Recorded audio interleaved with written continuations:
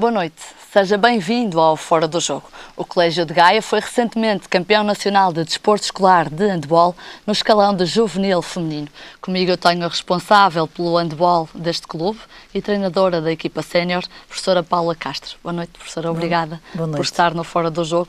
Como responsável do handball do Colégio de Gaia, estava à espera deste título nacional de desporto escolar?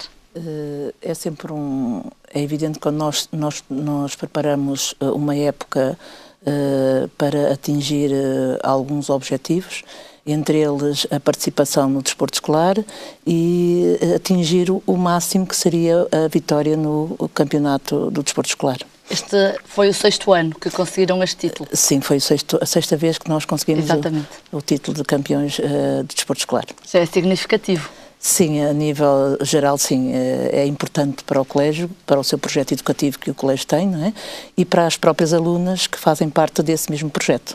O que é que fazem no Colégio de Gaia que não façam nas outras escolas para que se vão evidenciando tanto ao longo destes últimos anos? Eu penso que é uma modalidade muito forte no colégio, portanto, dentro do seu projeto, as alunas começam a praticar desde os seus escalões de formação minis, portanto, e vão sucessivamente aprendendo, de modo a que consigam depois, no final, atingir os objetivos principais delas, para além de gostarem da modalidade que fazem, dos seus estudos dentro do próprio colégio, para depois seguirem para as faculdades e continuarem a praticar a modalidade que mais gostam, não é? Estes títulos trazem mais atletas externos ao Colégio de Gaia? Não, externos não. Nós somos um colégio que vivemos para a escola, portanto, dentro da escola, e é isso que é importante perceber, que isto é mais uma atividade da escola do Colégio de Gaia, portanto, e aí nós trabalharmos para as alunas do Colégio de Gaia, não é? Como é que se preparam estas jovens para serem campeãs nacionais? Muito trabalho durante a época toda, portanto, desde os escalões de formação mais pequenas, desde os 5, 6 anos, em que elas começam na aprendizagem de atividades multidesportivas, portanto, nem podemos falar em handball, especialização, não é? Naquela altura, não é? Sim, e depois elas vão gostando e vão ficando e vão querendo mais, e o querendo mais é chegar a estes títulos, não é? Que para elas e para todos nós é gratificante, não é? O handball é o desporto rei no Colégio de Gaia, não é? Sim, é uma das modalidades. Nós temos imensas modalidades no desporto escolar, desde o basquete ao xadrez, ao handball, atletismo. Temos 27 modalidades, entre elas o handball. Não é a mais significativa, a que tem mais atletas? Tem mais praticantes, sim, é exatamente isso, tem mais praticantes e, portanto, e para além disto também somos federados, portanto, daí temos mais jogos exteriores à escola também, exatamente. Não é? Que fazem parte do federado. A professora Paula Castro, como eu disse quando a apresentei, é também a treinadora da equipa sénior feminina do Colégio de Gaia. Recentemente acabou também o Campeonato Nacional Sénior. Ficaram em 6º lugar, quando penso que tinham o 5º como objetivo, sim, não é? Inicialmente pensaríamos que poderíamos atingir esse patamar, o 5º lugar. Mas pronto, faz parte do desporto. O que é que falhou? Eu penso que nós somos uma equipa jovem, não é? Com uma outra jogadora com mais experiência, que estamos a trabalhar para conseguirmos atingir um pouco mais acima, os lugares mais acima, não é? Mas este ano, pronto, tivemos um período menos bom durante o período de janeiro a março, que implicou algumas lesões, que fez com que a equipa, portanto, não estivesse na máxima força, e daí acabámos por classificarmos no 6º lugar. O grande campeão nacional foi o Alavário, uma surpresa, não é? Sagrou-se campeão no fim de semana de 12 de maio. Estava eu a afirmar, mas gostava de ter a sua opinião. Foi uma surpresa a vitória deste clube aveirense? Sim, foi a primeira vez e acho que isso para a modalidade também foi bom. Havia quase sempre o mesmo título de campeão nacional para a Madeira e isso veio, portanto, mostrar que há sempre outras equipas que também trabalham com objetivos de atingir patamares superiores e, neste caso, campeão nacional, não é? Relativamente ao comando técnico, a professora Paula Castro vai manter-se na próxima época? Sim, ali nós ali funcionamos mais como professores dentro de um grupo de equipas, todos nós somos professores do colégio e daí continuamos a trabalhar com professores, fazendo aquilo que muitas vezes gostamos, que neste caso é ensinar, não é? E daí nós, nos diversos escalões que temos, mantemos os professores do Colégio de Gaia como responsáveis pelas suas equipas. Como é que estão os restantes escalões do Colégio de Gaia? Acho que eles estão, portanto, estão na sua formação, desde o escalão de mini até ao escalão de sénior, são cinco escalões neste momento, perspectivamos para o ano ter mais um escalão que é o escalão de júnior, portanto, e eles têm Os minis foram campeões o ano passado, não foi? Foram campeões regionais, sim, o ano passado, é um feito também dentro da própria escola, porque isto é importante para a escola ver a sua formação e os alunos da escola a gostarem e a crescerem dentro da própria escola e da modalidade, não é? E, portanto, culminou, no fundo, é um projeto de atingir os seus finalmente no escalão juvenil, portanto, com este título, com a possibilidade de nós também participarmos nos Jogos Europeus da FISEC. Portanto, vamos lá ver se depois também poderemos atingir. Quando é que se realizam esses Neste momento costumam realizar-se agora em junho, julho. Portanto, estaremos à espera, pelo menos tentámos, portanto, classificarmos, foi o objetivo, não é? E agora temos participado das outras vezes, veremos, portanto, se iremos participar também nos Jogos Europeus. Relativamente às atletas séniores, elas são profissionais? Nenhuma é profissional, são todas estudantes, todas em cursos como medicina, como educação física, para além de outros cursos, farmácia, e portanto são todas ligadas à vida estudantil. Portanto. O facto de elas não serem profissionais é um obstáculo ao longo da época? Não é que seja obstáculo, torna as coisas mais amadoras, portanto nós sabemos das dificuldades que temos quando elas são estudantes, quando há aqueles períodos de exames que tornam as coisas mais complicadas, mas elas fazem grandes esforços para poder praticar aquilo que gostam, não é? Que obstáculos é que elas costumam, elas, ou a equipa, costuma ou teve que ultrapassar no decorrer desta época? A professora já referiu há pouco algumas lesões, não foi? Sim, algumas lesões. Tivemos, essencialmente, naquele período em que eu falei, de janeiro a março, algumas lesões graves, que impediam que essas mesmas atletas participassem nas respectivas competições. Para além disso, também, portanto, esta parte do não ser profissional, portanto, faz com que a gente não treine tanto como eu gostaria que treinássemos, mas faz parte do amadorismo que temos, não é? Mas elas, pelo menos uma vez por dia, praticam a modalidade que gostam e depois fazem o seu desporto final ao fim de semana, não é? Aos jogos ao fim de semana. A professora Paula Castro foi o único treinador, e estou a dizer bem porque é o único treinador, homem e mulher, que até hoje levou Portugal a uma fase final de um campeonato da Europa. Penso que há 2 ou 3 anos. Orgulha-se desse feito? Foi há mais, foi em 2008. 2008, então sim, já há 5 anos, não é? Sim, aproximadamente 5, 6 anos. Orgulha-se desse feito, professora Paula Castro? Sim, foi fantástico. Eu acho que foi um feito histórico para toda a gente. Eu até acho que para todos os que tiveram intervenientes neste feito que nós fizemos, e para Portugal também, não é? Eu penso que conseguir uma coisa dessas é fantástica. Nós tivemos também recentemente, portanto, este fim de semana, a seleção de sub-18 apurou-se para a fase final do Campeonato da Europa e há 2 ou 3 semanas foi a seleção de sub-20. Estamos no bom caminho? Acho que sim, acho que 2 seleções jovens apurarmos para uma fase final ao mesmo tempo é uma maravilha. Quero dizer que o trabalho tem sido excelente, que nós, continuando assim, poderemos mais tarde atingir patamares também elevados a nível de séniores, e que é importantíssimo para o handball feminino e para chamar mais gente e para haver mais praticantes e isso podemos evoluir ainda mais. E no que respeita a adeptos? O público português já está mais virado também para o handball?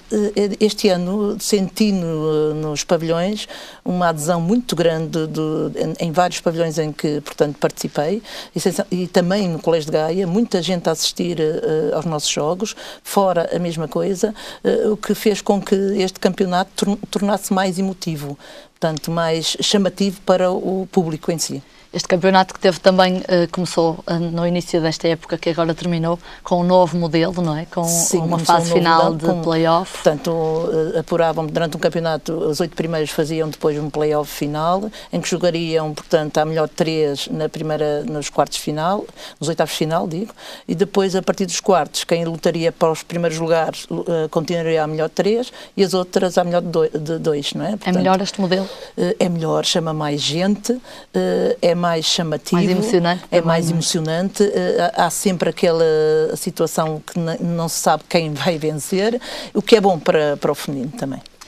Professora Paula Castro, com que é que se preocupa mais quando está a formar as suas atletas, quer como responsável de todo o handball do Colégio de Gaia, quer também como... Eu acho que é importante para elas fazerem aquilo que gostam, perceberem que isto é uma via para uma parte da vida delas, porque a outra via tem que ser os estudos, tem que ser a vida profissional lá fora, e isso tudo me leva a pensar que nós assim conseguimos atingir coisas bonitas e bem feitas, não é? Penso eu, embora nunca descurando que elas gostam disto e que gostam de atingir patamares mais elevados no próprio desporto. E a professora, até onde é que gostava de ver o Colégio de Gaia subir? Claro que toda a gente pensa que um dia poderíamos ser campeões nacionais, não é? Mas não faço disso um feito para mim, de maneira nenhuma. Penso que vamos trabalhando e se nós um dia conseguirmos, sim senhora, cá estaremos para também agradecer a todos o trabalho que fizemos. Senão também estamos numa escola, estamos na aprendizagem na escola e naquilo que é melhor para elas e para mim, para toda a gente e para o próprio colégio também. E nós também cá estaremos para aplaudir, assim como aplaudimos na mesma o bom trabalho que tem sido feito pelo desporto no Colégio de Gaia. Obrigada pela presença na Fora do Jogo. Obrigada. E até uma próxima noite. oportunidade. Até, com licença. Vamos agora conferir os resultados das equipas da Associação de Futebol do Porto depois da jornada deste fim de semana.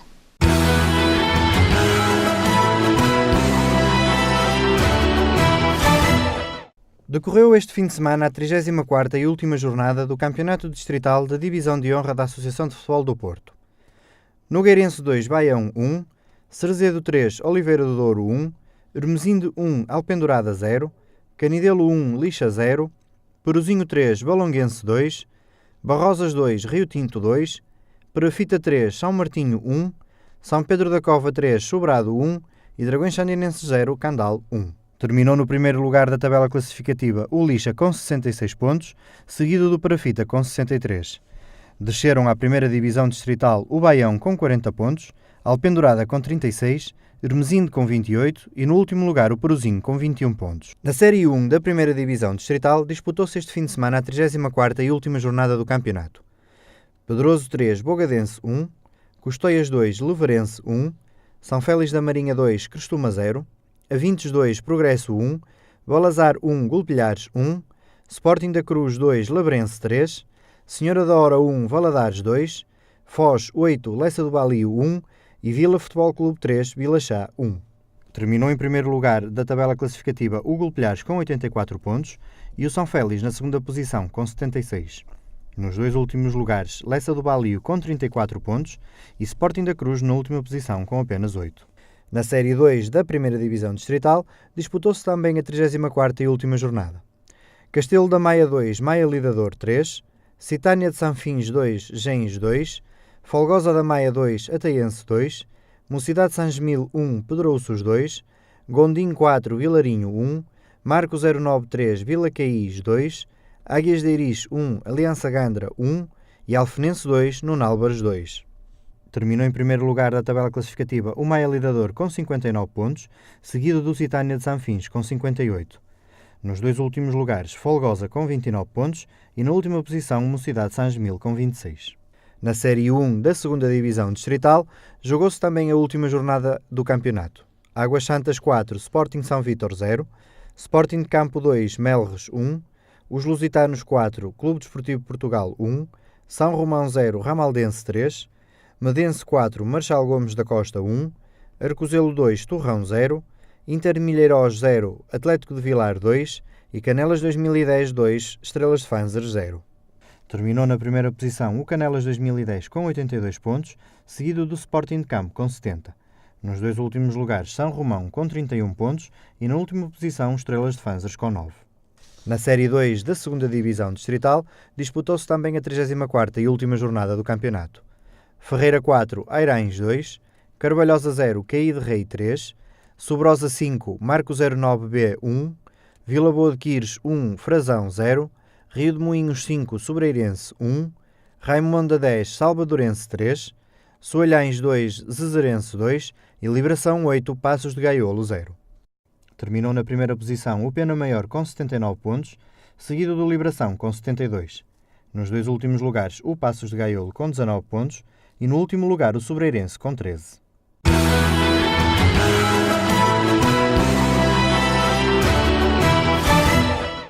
Segue-se o espaço onde vamos comentar o fim de semana desportivo com José Cancela Moura. Boa noite, Cancela. Boa noite. Este foi um fim de semana de ouro e histórico para o Futebol Clube do Porto. Sim, pelos resultados foi uma coincidência, porque no mesmo fim de semana sagraram-se campeões de 3 modalidades. Aliás, são as 2 únicas modalidades amadoras que o Futebol Clube Porto compete, para além do Campeonato Nacional ou da Liga Zona Sagres, que efetivamente pouco se esperaria que o Futebol Clube Porto, com esta oportunidade, viesse a perder o jogo em Passos de Ferreira. Portanto, quanto ao handball, eu penso que é uma consolidação de toda a atividade da secção de handball do Futebol Clube Porto. O treinador, o Rodovich, é um técnico que tem revelado trabalhar muito bem as equipas do Futebol Clube Porto. Estamos a falar num pentacampeonato, o Futebol Clube Porto é campeão há 5 anos. Julgo que, de certo modo, a própria modalidade, o handball ainda consegue fazer este pleno de ter os três clubes maiores em Portugal, o Porto, o Benfica e o Sporting, e isto dá à competição uma competitividade maior, traz mais gente aos pavilhões, e julgo que este resultado do Benfica até poderia ter sido outro. O Benfica começou muito bem. Chegou ao intervalo a vencer. Chegou ao intervalo a vencer por um gol, e eu penso que depois o que acabou por ser um bocadinho fatídico foi já na parte final, o falhanço de um livre de 7 metros por David Tavares, que efetivamente levou o Porto a ter uma vantagem de 4 golos, que foi 26-22, e portanto eu julgo que o Futebol Clube Porto, no fundo, fez uma reta final do encontro muito melhor, falhou menos, e há aqui pelo menos 2 jogadores do Porto a realçar, que é o Wilson Davis e o Pedro Spínola, nesse período final, bem como o próprio Carlos Carneiro, que é sempre um jogador fundamental no Benfica, que efetivamente acho que o resultado é bastante equilibrado e que efetivamente reflete também a própria supremacia dos últimos anos do Futebol Clube de Porto. Portanto, relativamente ao handball, julgo que esta era a análise que nós poderíamos fazer. Relativamente ao hóquei, no fundo, depois de 10 anos da hegemonia do Futebol Clube do Porto, o Benfica, venceu ano passado, intrometendo-se nesta hegemonia do Futebol Clube Porto. O Futebol Clube Porto tem jogadores que consolidaram uma equipa, que jogam entre si, que são a base da seleção. Nos últimos anos, às vezes, meias com o Benfica, mas jogadores muito experientes, desde o Edu Bosch, o Reinaldo Ventura, agora até o próprio Ricardo Barreiros, o Jorge Silva, que são jogadores mais novos, que se entrosaram muito bem. Apesar disso, Cancela, se me permite interrompê-lo, nada previa que a derrota do Benfica fosse tão expressiva. O Porto venceu por 7 golos contra 3.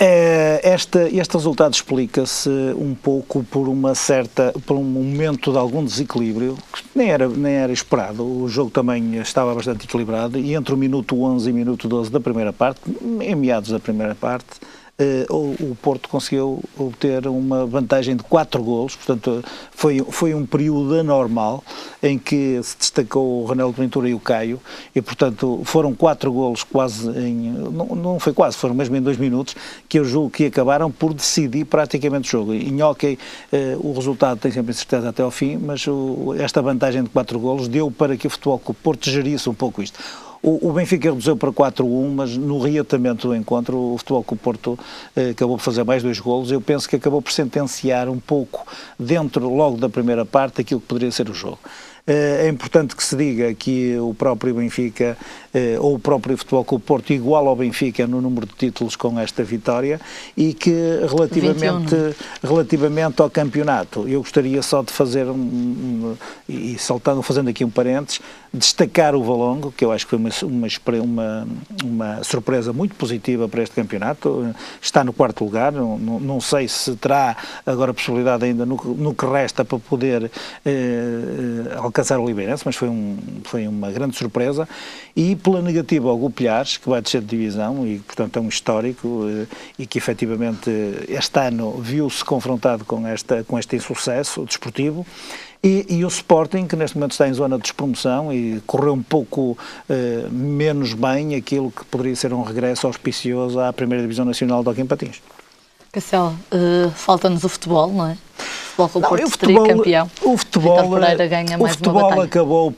O futebol acabou por ser, como disse, o futebol com o Porto não deixou fugir a oportunidade. Eu julgo que o Benfica não perdeu o resultado no Dragão, foi um resultado perfeitamente normal, poderia ter resultado num empate, poderia ter sido uma vitória do Benfica ou uma vitória do Futebol Clube Porto, como aconteceu, mas o Benfica acabou por negligenciar esta parte final do campeonato com um empate em casa com o Estoril. Numa competição como a Liga Zona de Sagres, uma equipa como o Benfica não pode, com 3 jogos para fazer, com 2 jogos em casa, com 4 pontos de avanço, perder o campeonato. E, portanto, do ponto de vista desportivo, isto penaliza muito uma equipa como o Benfica, não tira mérito, como as pessoas têm vindo a dizer, porque é importante que se diga, por exemplo, este jogo em Passos de Ferreira acaba por evidenciar um lance muito duvidoso que deu a vantagem ao Futebol Clube Porto, aliás, a falta parece fora da área, portanto isso deslustra um bocadinho e contraria, porque muitas vezes o feitiço vira-se contra o feiticeiro, fala-se muito de arbitragem e aponta-se muito o dedo ao adversário e depois quando é connosco nós nunca queremos assim, relevar estas situações. Assim. Penso que se mancha um bocadinho esta vitória do Futebol Clube Porto em função desse erro, mas é importante aqui em contraponto dizer que não retira mérito, por exemplo, ao treinador do Benfica, que tem consolidado o Benfica como uma equipa que regularmente está nas fases finais, meias finais ou finais das competições europeias, como há muito tempo não acontecia, que faz um futebol muito competitivo, que tem discutido os títulos e que efetivamente tem feito um trabalho mesmo ao nível dos jogadores, como o Matites ou o Enzo Pérez, que eram 2 suplentes ano passado, como se fossem 2 jogadores fundamentais depois da saída de Rabi Garcia e o Witzel. Portanto, eu julgo que o Futebol Clube Porto acaba por ser, com toda a justiça, o campeão nacional, porque efetivamente ganhou ou não perdeu nenhum jogo, ganhou o jogo decisivo e penso que numa regularidade que se pretende num campeonato, aquele que chega ao fim com mais pontos, naturalmente, é aquele que com justiça pode obter a vitória nessa prova. Marcela, podemos dizer que Jorge Jesus, ao não dar os parabéns à equipa do Futebol Clube do Porto, teve um mau perder? Não diria isso. Eu acho que isso que é perfeitamente irrelevante, faz parte de uma luta de palavras no futebol. Aquilo que muitas vezes eu julgo e gosto de evidenciar é que as pessoas nos momentos de euforia deviam tentar perceber os momentos também de derrota e que se permitisse desse ponto de vista terem um respeito mútuo relativamente àquilo que são os resultados esportivos. Passamos agora ao futebol feminino. Aliás, ontem, no estádio do Jamor, o Boa Vista venceu a Taça de Portugal frente ao Valadares. O futebol feminino, a modalidade não tem a projeção que julgo que se lhe poderia ser devida. A competitividade também falta um bocadinho. Ontem, para uma e para outra equipa, foi um jogo que teve e que vai ficar no historial das duas equipas. O Boa Vista é a 4ª vez em 10 edições que vai à final, é a primeira vez que ganha, portanto, a Taça de Portugal, e o Valadares, pela primeira vez, protagoniza... Participa numa final, não? Não, para já, o Valadares é a primeira vez que participa na competição e nas próprias competições de futebol feminino. É a primeira vez que uma equipa da 2ª Divisão, porque agora há 2 escalões no futebol feminino, está presente numa final da Taça de Portugal. E o mérito do Valadares ninguém o retira, bem como relativamente ao Boa Vista, porque eu acho que é inegável que o Boa Vista tem feito um trabalho de base muito interessante e de facto é um dos que tem resultados em termos de historial da modalidade em Portugal tem registros quase imbatíveis quando a modalidade começou e julgo que é interessante perceber que conseguiram, pelo menos, ou vão recuperando essa posição. Portanto, este resultado parece-me um resultado natural em função daquilo que aconteceu em campo. Julgo que houve uma supremacia maior por parte do Boa Vista. O Valadares acabou por fazer um golo de honra, mas julgo que, de certo modo, acabou por reconhecer este maior poderio do Boa Vista neste jogo. Com certeza que, apesar da felicidade de estar numa final da Taça de Portugal, a equipa do Valadares, portanto, esta surpresa, não houve surpresa na vitória do Boa Vista, digamos. Não, era isso que eu estava a evidenciar. O Boa Vista, no fundo, acabou por, como já era indicado como favorito, acabou por efetivamente confirmar esse favoritismo, fazendo um resultado perfeitamente natural. Aliás, a marcha de marcador é reveladora disso mesmo. Portanto, apesar de ter estado a ganhar apenas por 1-0 ao intervalo, o Boa Vista esteve sempre com uma margem confortável e, portanto, acabou por gerir um pouco esta vantagem e este domínio territorial que acabou por ter em todo o jogo. Apesar de não ter estado presente nesta final, a equipa do 1º de dezembro continua a ter a supremacia relativamente às conquistas da Taça de Portugal, com 7 troféus conquistados. É verdade, agora tem havido um bocadinho alguma evolução no futebol feminino, mas como repara, grande parte das vitórias têm andado sempre com uma supremacia de anos com algumas equipas. Primeiro foi com o Boa Vista, o 1º de dezembro nos últimos anos, e eu julgo que isso tem a ver um bocadinho com a falta de competitividade, que nós já falámos muitas vezes.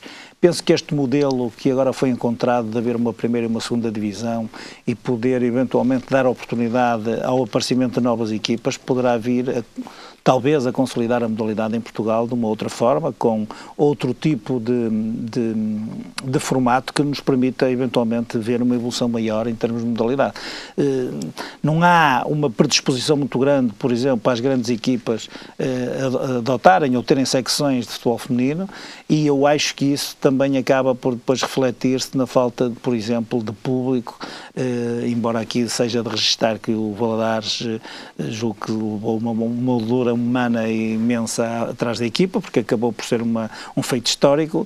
O Boa Vista tem uns adeptos que agora têm esperança de ver outra vez no emblema na divisão maior, acabam por efetivamente acompanhar estes feitos, mas como eu disse, falta a modalidade, a presença daqueles emblemas que poderiam eventualmente emprestar um maior contributo, quer em termos de adeptos, quer em termos de competitividade a um campeonato ou até, como neste caso, uma Taça de Portugal de futebol feminino. Com certeza. Obrigada, Castela Moura. Até para a semana. Boa noite. Fica por aqui esta primeira parte do Fora do Jogo. Voltamos já a seguir a um curto intervalo. Até já.